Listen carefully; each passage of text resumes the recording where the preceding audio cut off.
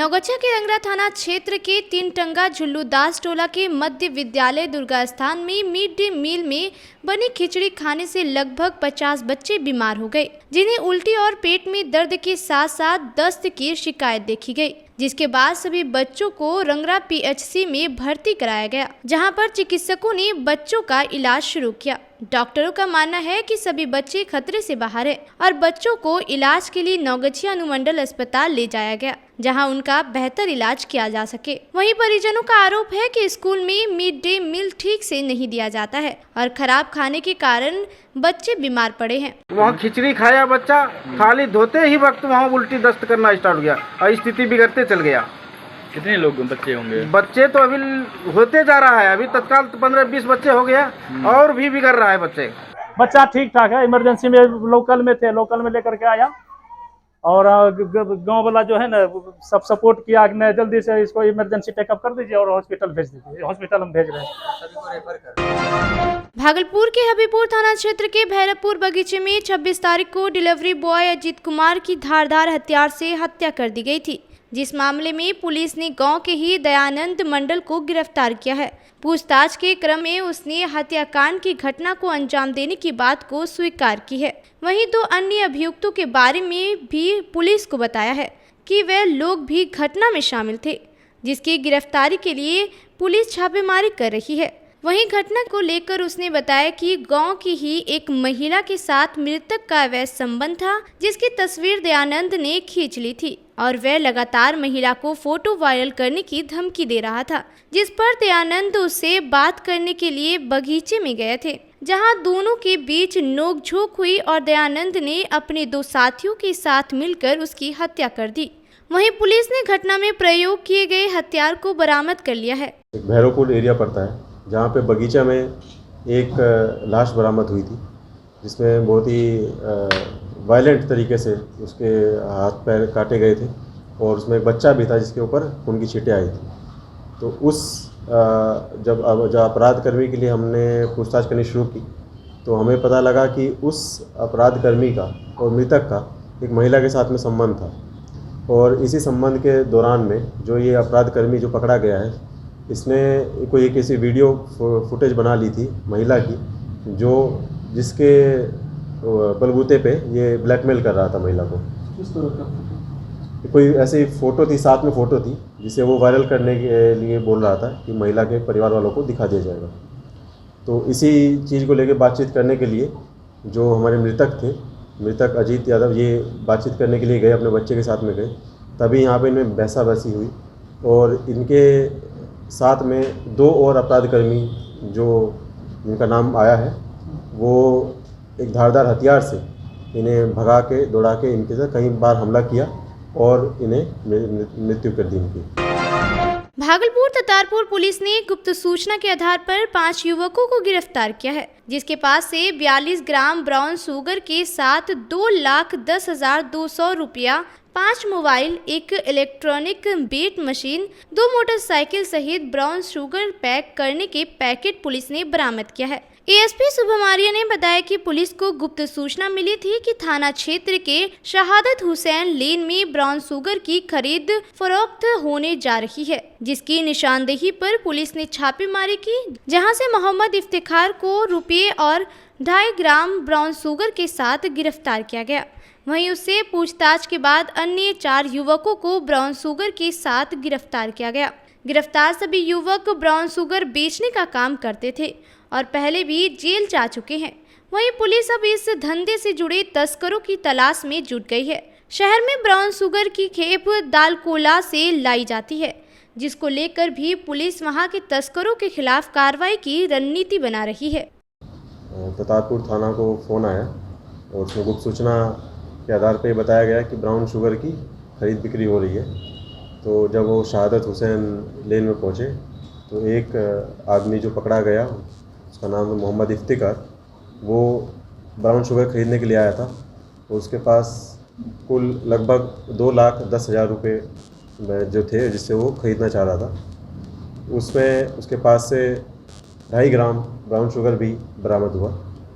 उसकी निशानदेही पे और छापामारी की गई और जब छापामारी की गई तो उसमें अन्य 4 और लोग का नाम आया है जो इसमें खरीद बिक्री में ब्राउन शुगर खरीद के लाते हैं और एक दूसरे को बेचते हैं। उनके बाद कुल मिला के 42 ग्राम ब्राउन शुगर रिकवर हुआ है और इनके पास से 2 मोटरसाइकिल जो ये अपराध में इस्तेमाल करते हैं और 5 मोबाइल भी बरामद किए गए हैं।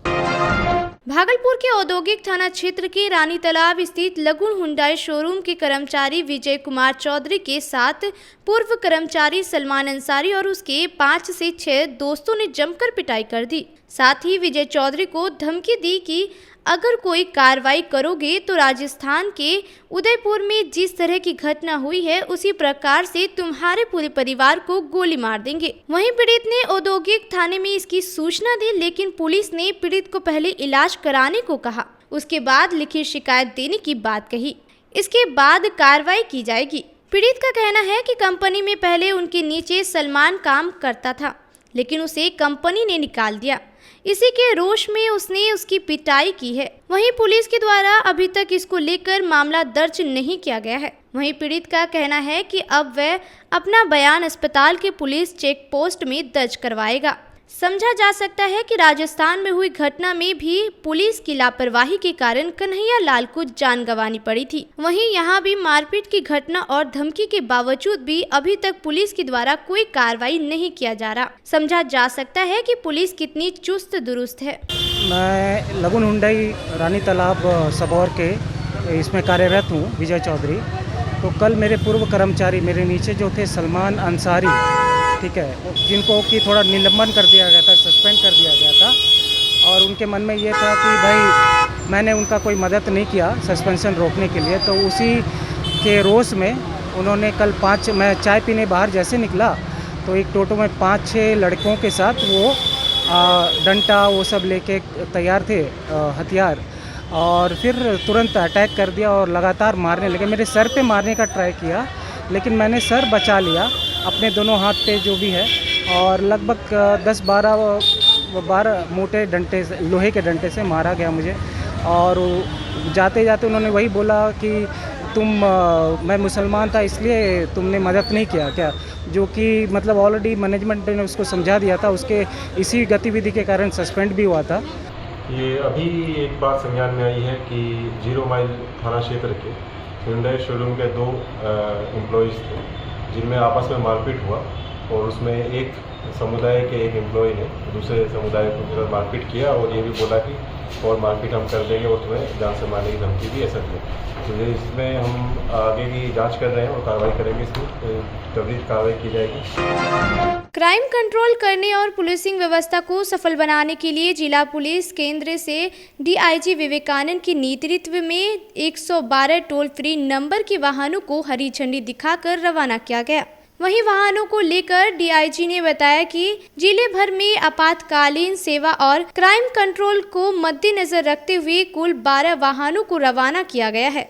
उन्होंने इन वाहनों की विशेषताओं के बारे में बताया कि यह वाहन आपातकालीन परिस्थितियों में लोगों के बचाव के लिए है, जिसका टोल फ्री नंबर 112 है और इससे लोग विशेष परिस्थितियों में कॉल कर समस्याओं से निजात पा सकते हैं। उन्होंने कहा कि वाहनों के भीतर एक पुलिस अधिकारी की मौजूदगी में 4 अतिरिक्त पुलिस कर्मी की मौजूदगी रहेगी, जिनमें से एक भारतीय सेना से रिटायर्ड जवान भी तैनात रहेंगे। ये सभी वाहन अत्याधुनिक उपकरणों से लैस है और वाहन में मेडिकल सुविधा एवं क्राइम कंट्रोल के लिए तमाम सुविधाएं उपलब्ध रहेगी। डीआईजी ने यह भी कहा कि इन वाहनों में मौजूद पुलिस कर्मी की फिलहाल 2 शिफ्ट में ड्यूटी कराई जाएगी। अत्यंत आवश्यकता पड़ने पर तीसरी शिफ्ट भी कराई जाएगी। साथ ही कहा कि लगातार शहर में बढ़ते अपराध को देखते हुए सभी चौक चौराहों पर ये वाहनें रात्रि गश्ती भी करेंगी, ताकि किसी भी अप्रिय घटना पर फौरन अंकुश लगाया जा सके। मौके पर senior SP Baburam, city SP स्वर्ण प्रभात, सिटी एएसपी शुभम आर्य, सर्जेंट मेजर के शर्मा सहित कई पुलिस अधिकारी एवं कर्मी मौजूद रहे।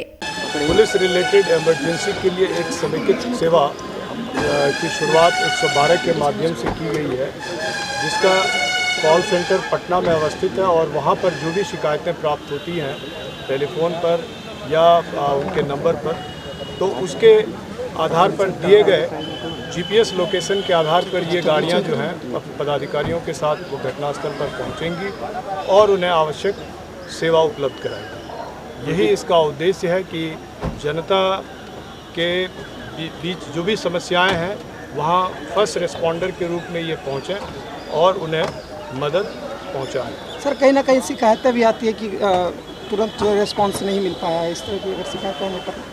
ठीक है, ये शिकायतें आती थी, लेकिन इस योजना के माध्यम से उन शिकायतों का निपटारा करने की दिशा में एक महत्वपूर्ण कदम है यह, क्योंकि 6 से 10 मिनट के बीच में इन्हें उस जगह पर पहुंच जाना है जहां से कॉल आई है, और ये सारा जीपीएस से मॉनिटर होता रहेगा थ्रू आउट, और उसके कारण मुझे विश्वास है कि यह सही तरीके से काम करेगा और हमारे रिस्पांस टाइम में काफ़ी इम्प्रूवमेंट होगा।